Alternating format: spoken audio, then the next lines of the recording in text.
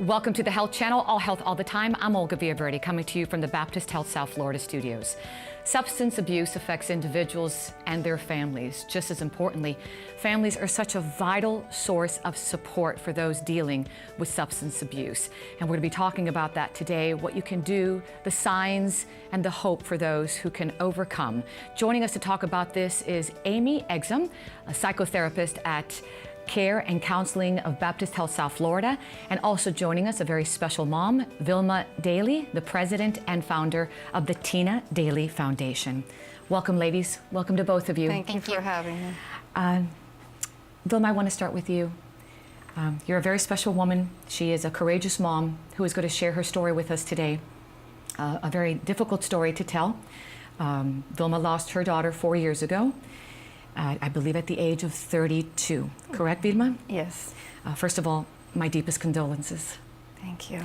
I know you're here because the foundation, the Tina Dailey Foundation, is named after her precious daughter. Can we start with, first, your daughter? There's a beautiful picture of her. Tell me about the daughter you knew before the problems occurred. My daughter was a beautiful soul, beautiful inside and out. She was funny, athletic, intelligent, always full of life, fearless also. And still, when we get together as families, when we have, Christmas or Thanksgiving, birthdays, we always think of her. She is missed because she was such a force. She had a lot of energy, and we miss her terribly. I don't know when this will ever go away. I think this will be with us forever. And especially for me, as a mom, I always thought that I could do more for her to do better, not to fall into something like this. And I know along with Tina, you have 3 other beautiful daughters. So yes, it was I do. 4 daughters. It is 4 daughters, I should say. Talk to me about what started happening. I believe you told me in her senior year of high school, she Yes. started drinking. What did you Drink notice? a lot of alcohol. A lot of alcohol. Alcohol, partying. She was very popular. She belonged to the soccer team at Gulliver Prep, and her sister too. They played together. Also with the, she was also a very good swimmer, and she was in the swimming team. So and they were always out doing activities with But the normal activities that maybe Yes. all teenagers would and do. we always sat. This is very important. We always sat down for dinner every night, even if they were older in high school. The whole family had dinner together, so I could notice things and talk about things and. Nothing. I You didn't didn't notice. see anything. No, because she was always so, I know soon after she went to the University of Florida, very excited, and That's when it started. that's when it I really started started. noticing things. What did yes. you notice, sweetheart? Her grades were not as good. I talked to her roommate. They said, "Oh, Tina's out again. Oh no, she's a crazy animal, drinking, and she's just." And I started thinking, "Oh, this is not good. This is not good. We would go and she would talk, and she would say, "No, Mom, don't worry about it. I'm good." So then also, when she asked to come back home, about a year and a half later, she wanted to be home. And then I know she met a young man and unfortunately started doing cocaine. Yes, but that was at the end. At the end. At the end. That was about 5 years before she passed away. So when it got towards the end, she was Yes. doing both alcohol And then cocaine. she started cocaine. What did you see then? No,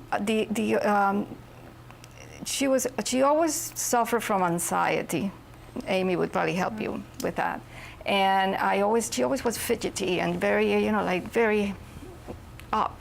So I could not see any difference. I could not see they say the nose, if she, or coughing, nothing. But I would not see her as much. She would really not try to see me as much. So she was We would talk avoiding. on the phone. Every day on the phone, we would talk, laugh. Even her job, she would go to work perfectly. But it So- did get to a point towards the end where you noticed that she was getting Oh, very yes. thin. At the end, Her you hair? could see her physical appearance were deteriorating. Her hair was falling, and she always had amazing hair. And also her face, her color got very pasty and thin. She was thin, very thin. Do you remember the day you got the phone call? Yes. Oh, yes, I do. It was November 22nd, 2014, a few days before Thanksgiving. I think it was 2 or 3 days. And I was at the Museum of Science with my husband and my 2 granddaughters, the daughters of her closest sister, Alexandra. We were there having a great time, and we got the phone call. And I got the phone call, and it was like someone, the uncle of the boyfriend, telling me that, in Spanish, that my daughter died. And I said, it was a joke. And I said, what? And he said, your daughter died. And oh my, I couldn't. So I said, and they said, look, I'm going to put the policeman on. Oh my gosh. So I gave the phone to my husband, because then I realized this was coming. And I was with my two grandchildren that were, I think they were then 3 and 5, very young kids, or maybe a little. I'm very bad with age. Anyway, yeah, they talked to my husband and told him about it, that they could not revive her. She had overdosed. Yes. Your world ended at that moment. Oh, yes. And I could not cry, I could not do anything, because I had the kids with me. I didn't want to scare them. So we had to drive. I called my daughter, and we had to drive to my house, leave the kids there, grandchildren, go to the hospital. And since she was a very compassionate, she always defended anyone who was bullied. She was always kind to people. Out of this, she donated all of her organs. So when I got to the hospital, I could not even touch her or hug her or anything. I had to see her from a distance, because she had all these tubes in, and they would not let me touch her. So that, for me, I'll never forget it either. Anyway, I'm telling you this horrible story to avoid this to happen to anyone else, any mother. And we so appreciate your courage to talk about it, because Vilma, like you, there are so many families going through something like this. And Amy, let me bring you in, because Key Biscayne family, Gulliver Prep, great school, great mom, beautiful family. Thank Can happen you. to anyone. Absolutely. This is a story I've heard many times, unfortunately, and substance use issues does not discriminate against any kind of ethnic background, any socioeconomic status, nor education. We see executives, we see every walks of life. This is not something that discriminates. Do you say to someone like Vilma, that there are signs, but sometimes they're missed? Sure. Does that happen? Sure. I just like to start by saying there's no manual. No, there's not. There's no manual. So, it's always easy to look in hindsight and say, oh, there was maybe that sign and there was this sign. Were there signs, Vilma, that you look back on now? Maybe I'm trying not to think of things like that now at this time, but no. She would the sign that got me, because she was so close to the family, she was avoiding us. Yes, and that's avoiding me. Look at her hair, how beautiful. Beautiful hair. Avoiding me and avoiding her sisters, who were so close, and her dad. So that is a sign. Right. When you have somebody so close to you that is pushing you away. Little things like that could be a moment. Absolutely, yeah. That exactly what Vilma's talking about. That distancing from the families, distancing from coworkers, friends. I don't want you to see me. I don't want to be around you, because I don't want you to know what I'm doing. Right. Not attending family events, finding reasons to get out of social situations. She was ashamed, I think. Absolutely right. Ashamed so much shame of what she was going through, and she didn't want us to be exposed to her. And I think it's so important to talk about something like this, because no doubt it affects the individual, Tina, but what it does to the family, the 3 sisters, you and your husband. Yes. How are they doing? And my son-in-law. And your son-in-law. Who is great. He just texted me. This is something that affects everyone, doesn't it? Everyone. No, we're coping, and when we get together as a family, it's still there. It's still very raw. But what can you do? So we are going to be educating our grandchildren right away. We're starting already talking very open about addiction and drug abuse and alcohol abuse, all of that is already being spoken to about. And that communication is so key, isn't it, Amy? Absolutely. You know, as Vilma mentioned, there's so much shame behind this. A lot of times we don't talk about it. Right. And that just gives it more strength. Which I want to bring in the foundation. It's the Tina Dailey Foundation. You started it soon after Tina's death? Soon after, because you felt you had a purpose? I had to do it. Yeah. It made me feel good to do this for other people who have gone or are going through what I'm going through. That's our mission statement, is that to support and help those suffering from alcohol and drug abuse, the families and friends, and also education, removing the stigma, which is so important, awareness of what is out there in the market, with the drugs out there. And out of that, we started 2 programs with Amy, who was always helping us out. One is called the WINGS program, which is the one that Amy will explain a little bit more. That is about screening people who do not have insurance and people who are in need of screening to be guided, etc. We probably should. Sure. Yeah, we're working with the Tina Dailey Foundation to provide assessments for individuals, help them get connected to the resources that they need based on their struggles. So. And the second one is the Ambassadors program, which is very interesting to us. We bring awareness and education, removing the stigma again, to young kids, students in high school. We're trying to bring this awareness so they are prepared, so when they go to college they already know about overdosing, what to do with an overdose, what to do, any case that they feel uncomfortable with a friend, how to attack it, how to not talk about it, just talk about it. Right. And we have a working board of 6 beautiful women who are working with no pay. This is all with their heart. All of them have been touched by some way or the other by addiction tragedies. And what was I going to say? And these women have done tremendous job for the foundation. Oh, and another thing very important, we need donations. The more donations that we get, the more we can help people suffering from this disease. You're very courageous. I've told you that before. You're such a you. strong woman. You told me that being part of this foundation is helping you get through each and every day of your life, isn't it? It's very important for me because I'm trying to help people not to go through what we have been going through and what we're still going through. It's horrible. It's a horrible situation. And, this society needs more awareness and removing the stigma. Well, I want to show a picture of your daughter one more time, the beautiful picture of your daughter. That was in Europe. That was in Europe? In Paris, yes. How old was she there?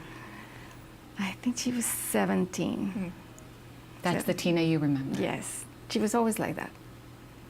Always. And that's her. She's beautiful. Beautiful young woman. And it's a beautiful thing of what you're doing in her memory. Thank you. All right, we're going to take a quick break. Thank you. And when we come back, and thank you so much for sharing your story. Thank you. We're going to get into the science behind addiction and why it can be so hard to quit. In fact, Vilma, you told me that Tina had gone to 3 rehabs, gotten better, and then started again. So why does this occur? We're going to get into that as well. You're watching the Health Channel, all health all the time on South Florida PBS. If you have a question for us, if you know someone who has an addiction and you'd like some help, give us a call, 855-796-4475.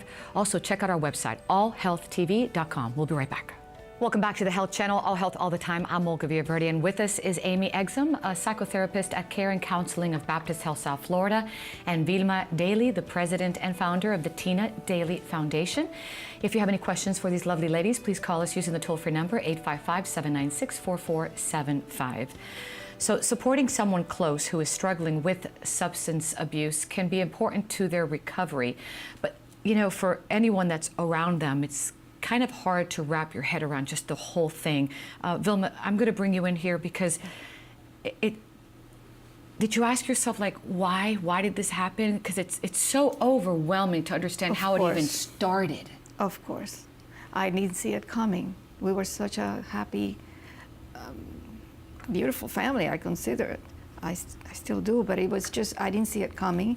Of course, I asked why. Thank God I'm very spiritual, and I maybe higher power had a different thing for me, that maybe to start something like this to help other people.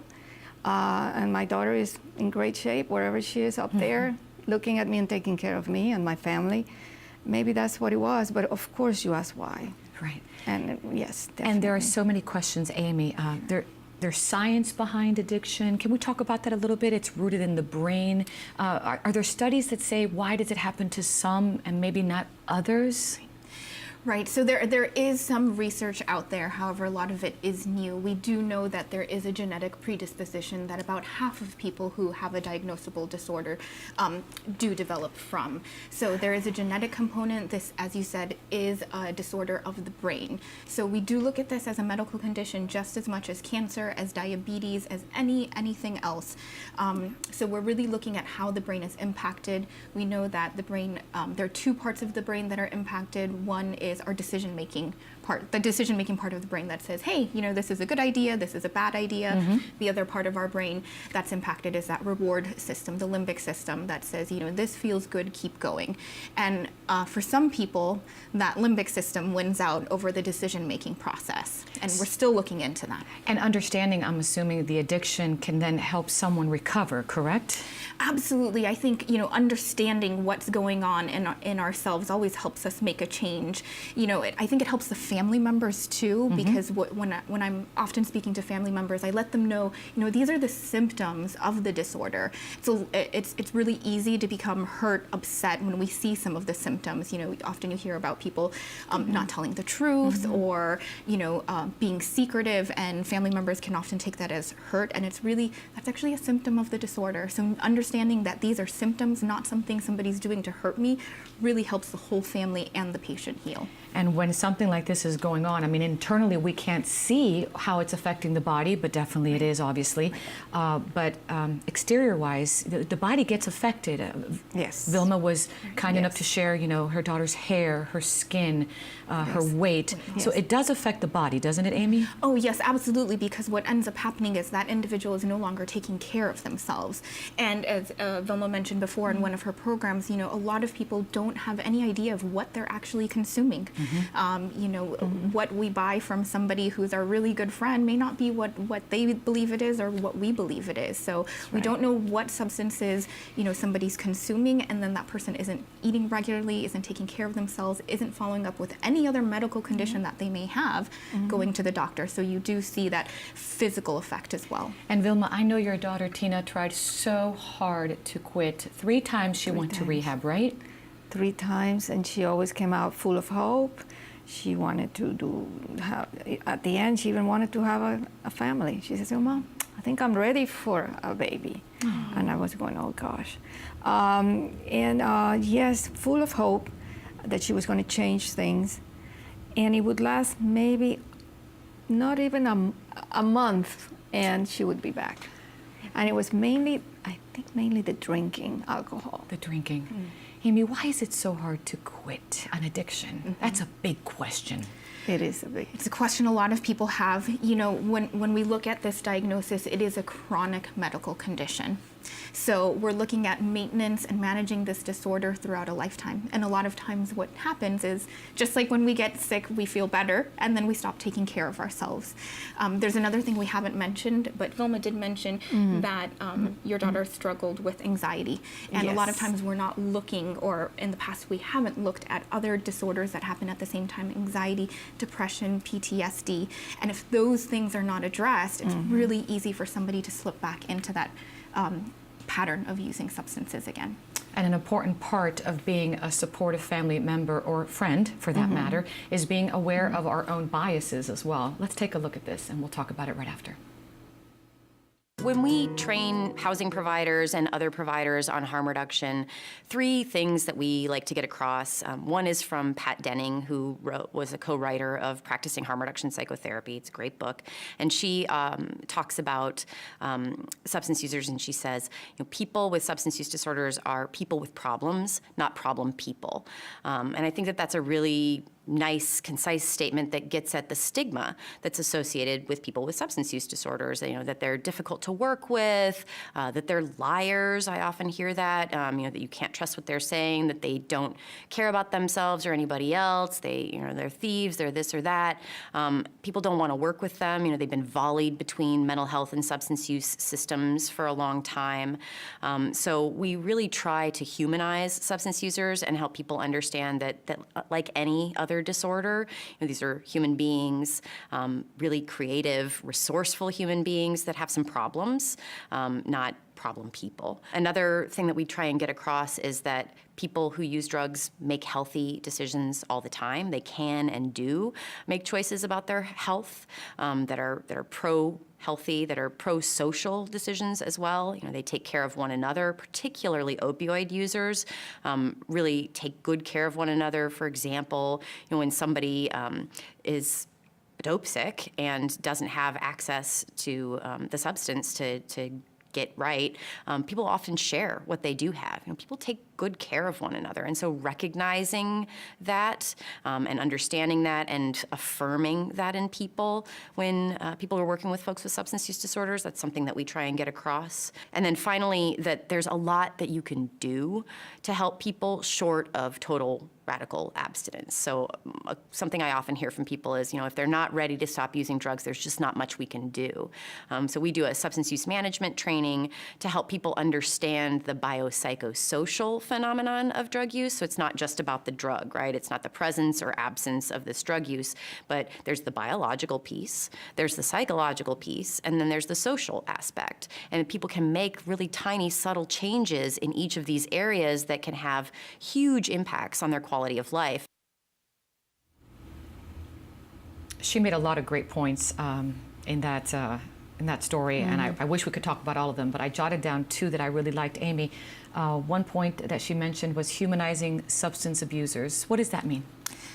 Well, oftentimes there is a label put on people who are struggling with this disorder, and whenever we put a label on something or someone, it becomes harder for us to identify with. Mm-hmm. And just as I had mentioned before, somebody struggling with addiction, with substance use, is just like somebody who's struggling with cancer or struggling with diabetes. So if we label them and if we separate ourselves from them, it becomes much harder to have that compassion that Vilma has for people.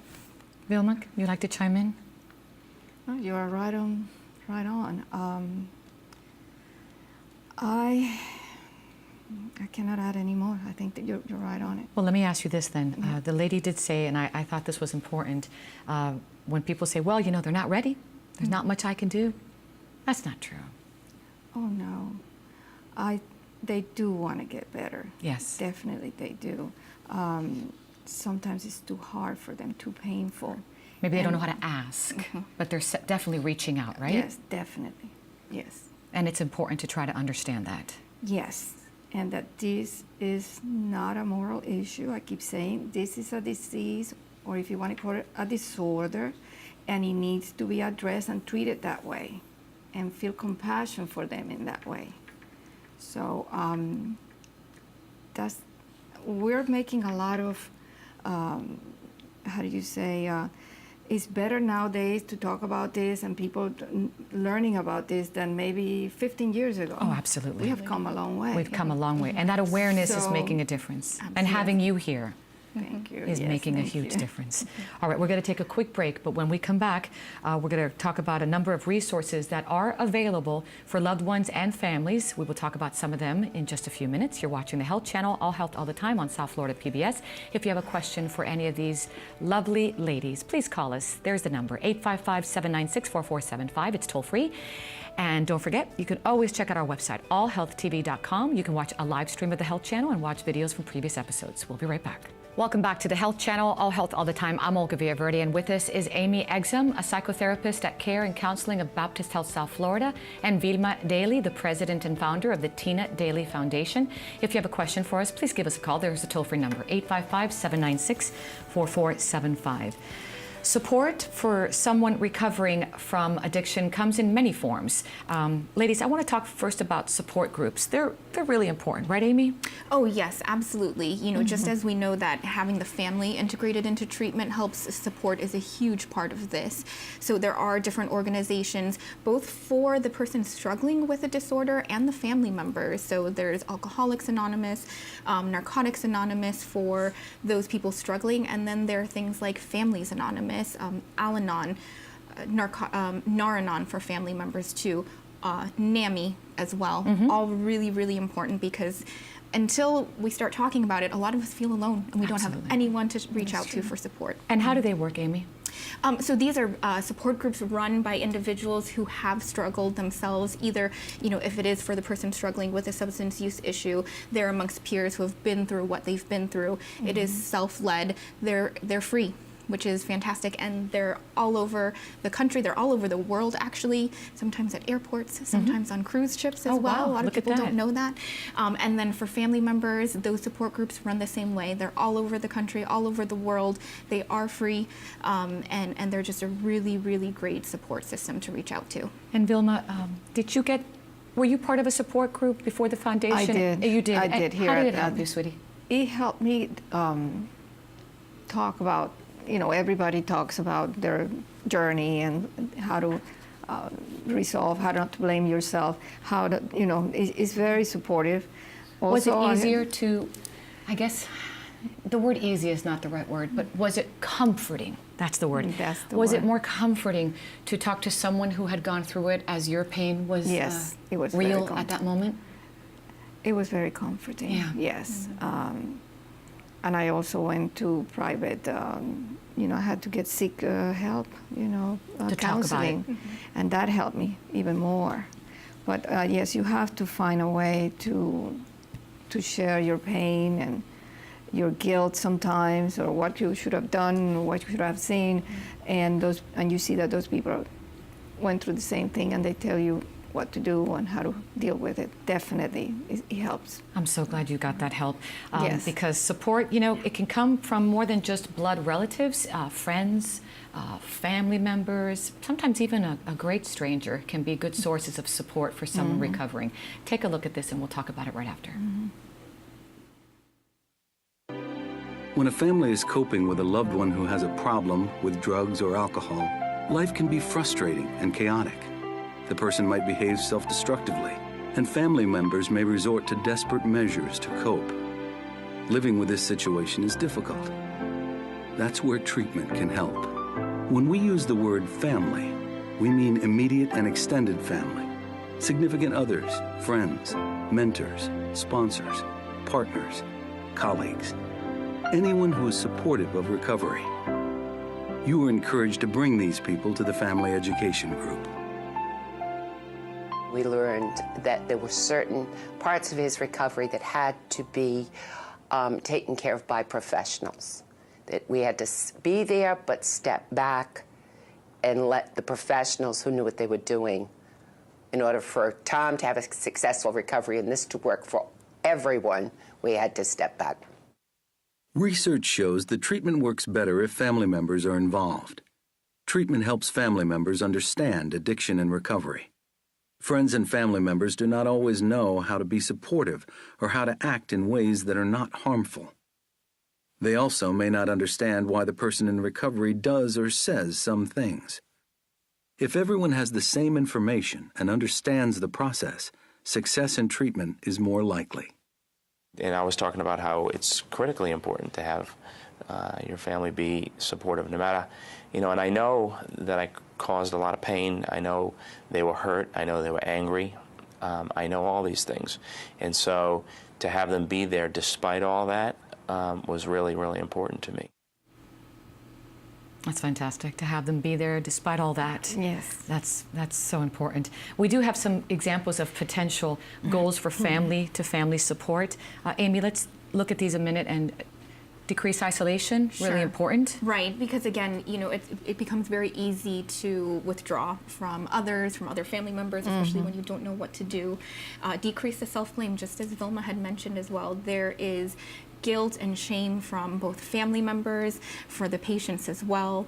Increase self-care and awareness. This is something that I'm constantly talking about taking care of ourselves, when we all fly on an airplane, you hear the message, if the mask comes down, put your mask on first, and then help the person next to you. That's a great analogy. Because if I'm, That's passed right. out because I have no oxygen, I definitely can't help the person next to me. So self-care. So much of the time, family members spend helping people around them, especially the one that's struggling. It's so important to take care of themselves. Taking action. It's easy to become very afraid, very angry, and not know what to do, and we get stuck and not take action. So really being proactive, finding out what it is you can do to support the person. Increase acceptance and appreciation. Again, staying away from those labels, trying to understand what that person is going to the best that you can. No one's ever going to be exactly able to understand the shoes that you're walking in, but to understand the emotions, the pain, the discomfort, and I'm here for you, and I love you. And Vilma, I know through your foundation you're saying, I'm here for you and I love you. Definitely. And you're now I'm here for you. Anything you can call me, you can call Amy. There's ways that we can try to help as much as we can get you out of that situation. And tell us about your work in the community. What are you doing? The work is the foundation going to schools. Oh, you go to schools. Yes, That's fantastic. getting the awareness and education there. And now talking with care and counseling to provide people who need funds to maybe start their treatment. We are doing that. So you're partnering with other organizations as yes, well? Yes.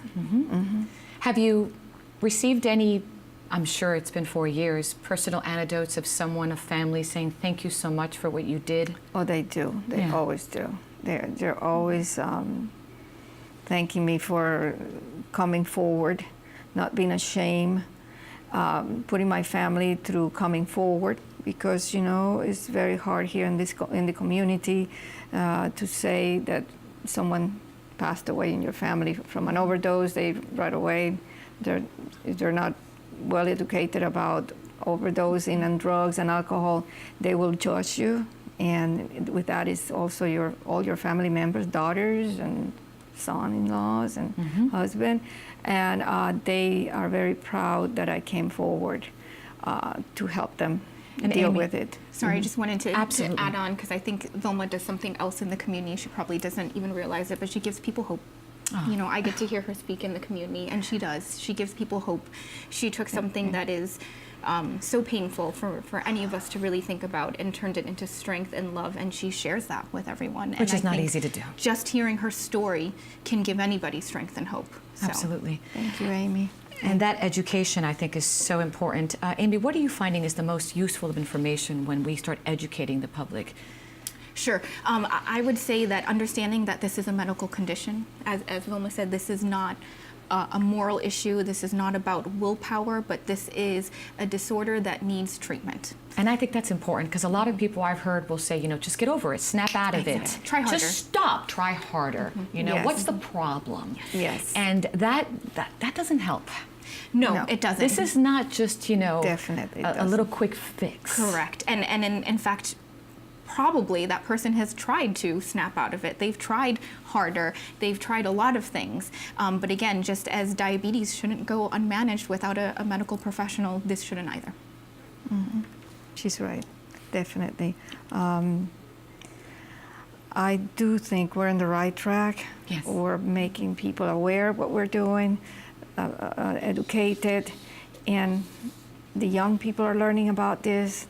That is, if they have a father who is an alcoholic, instead of being ashamed, they can talk to the father, go to whoever. It's getting to talked about, and that's what's going to help even the families, because there's a lot of alcoholics out there, very powerful alcoholics in the community, and the kids are seeing this, and if they see us talking about this, seeing what we're doing, they might be able to help the father or help the member of the family. Right. A lot of them is just, close the door and just, "Oh, I'm not going to deal with Don't this." talk about it. Exactly. Yeah. Almost like we're saying today, see something, say something. Exactly. If you're seeing it, try. Yes. It could make the difference, can't it, Amy? Absolutely. I mean, at this point, we know that half of all Americans know somebody, a close friend, a family member who have absolutely. been impacted. So, just hearing, I see that you're struggling. Can I help you in any way? That can make such a difference in somebody's life. Or talk to me and let me understand why. And I'm here for you. That's very important. That's I'm here very for exactly. you. Yes. All right, we're going to take a quick break, but when we come back, we're going to go over some tips for friends and families, things that maybe will help. You're watching the Health Channel, all health all the time on South Florida PBS. If you have a question, give us a call. There's a toll-free number, 855-796-4475. Be sure to visit our website, allhealthtv.com, where you can watch a live stream of the Health Channel and also watch videos from previous episodes. We will be right back. Welcome back to the Health Channel, all health all the time. I'm Olga Villaverde, and with us is Amy Exum, a psychotherapist at Care and Counseling at Baptist Health South Florida, and Vilma Dailey, the president and founder of the Tina Dailey Foundation. If you have a question, please call us using the toll-free number, 855-796-4475. Having someone close who is addicted to drugs can be very, very challenging. Amy, alcohol, drugs, no matter which one we're talking about, they're both just as hard, right? Or would one say drugs is harder? That's a good question, because a lot of people come to me and ask me that. I've often asked myself that. I wonder, because I've had friends who have been addicted to alcohol, and I've had friends who've been addicted to drugs, and you could talk to both sides and they'll say, oh, the alcohol was the worst or the drugs was the worst. So I just wanted your expert opinion on it. Sure. So it's going to be different for each person. It depends on our biology, our genetic predisposition, because I've heard that exact same thing. I was using alcohol, I was using cocaine, I was using marijuana, but the marijuana was the most difficult for me. The cocaine was the most difficult for me. So it all impacts the brain and those two areas I had talked about. So again, it's going to be dependent on that individual and getting that support that they need for that substance. Sometimes people wonder, okay, so should I stay close or do I give them a little bit of space because they're asking me for that? What is your opinion, Amy? I would think never let go. That was me too. That was you. You never let go. Never let go. Even if they say... I wanted her to feel loved in any way, shape, or form. Which is so important. That she was not defective. It was just a problem. Absolutely. How do families deal with the relapse? Vilma, you shared with us that she went 3 times to rehab. She wanted to get better, and then within a month. Yes. Let me start with you then. When you saw her starting again, It's devastating. It really is for all of us, because here we go again. it's like a roller coaster, Yes. isn't it? And you don't want to make her feel bad about herself, being weak, that she could not handle it. And at the same time, you have to be a little bit more demanding, stern, you gotta, get a grip. Right. But you don't want to cross that you don't line. want to, because you don't want to hurt her. And it's the most difficult thing I've ever gone through in my life, I have to say, dealing with her. And her sisters the same. They didn't know when to be close, when to push her away. They didn't want to be close to her when she was having those episodes of drinking too much, and they couldn't handle it. Right. And my husband, poor thing, he tried so hard. He said, I'll handle it, Vilma, let me do it. And he would come back, and it's very difficult. It's a struggle all the time, and you're always having hope, but the hope never comes to you. And Amy, as an expert, how do you help families that are dealing with this roller coaster? The up and down, yes. It's exhausting. It is. It's so challenging. It's so challenging. So, again, I'm really looking at trying to support them and taking care of themselves, because, maybe the person I'm supporting isn't ready. They don't want treatment at this moment. So I can take care of myself. So when they come to me and say, you know what, Mom, I need help, that I'm in a good place and I can act immediately. But it's really about taking care of themselves, not pulling away, not doing, not saying, I'm going to separate you and me. I still love you. I love you no matter what. Right. And I'm here for you, and I'm ready to support you when you're taking good actions for yourself. Before we end the show today, I want to go over some signs that might signal something is wrong, starting with some behavioral signs. And Amy, let's chime in on these. Changes in sleeping or eating habits? Yes, absolutely. That's a really big warning sign. Looking at that, we see that individuals aren't sleeping at the same times. Maybe they don't need as much sleep, or they're sleeping too much, not eating, or eating in big portions during certain times of the day. Changes in social groups. What happened to your best friend? You're not hanging out with them anymore. Oh yeah, you know, I found another friend, and we've become closer. And oh, can I meet them? No, well, you know, we're busy. Loss of interest. So the things that that person used to enjoy doing, you know, whether it's playing soccer, playing tennis, they're not really spending time doing anymore. Aggressive behavior, there can be some mood swings because they're not physically feeling well, so they can become upset, maybe a little reactionary. Missing money or valuables, so sometimes it does happen where they're in a lot of pain and they don't know what else to do, and they'll take some things that aren't theirs. Traveling to places in an unusual range, right? Starting to spend times in neighborhoods they wouldn't necessarily spend time in. And there's some physical signs as well. Physical signs, correct, yes, which we had talked about a little bit about before, but just them not looking themselves, not looking well, not experiencing the same moods and the same joy that they were experiencing previously. You see all these signs, and I watch you, and I see you looking. Just trying to find, yes, for one sign, but that was at the end. It was, yes, I was missing money sometimes, or maybe jewelry that I've never been a jewelry person, but whatever I had, I loved. And I, what happened to this? So yes, and yes, they lose their discoloration, they say there.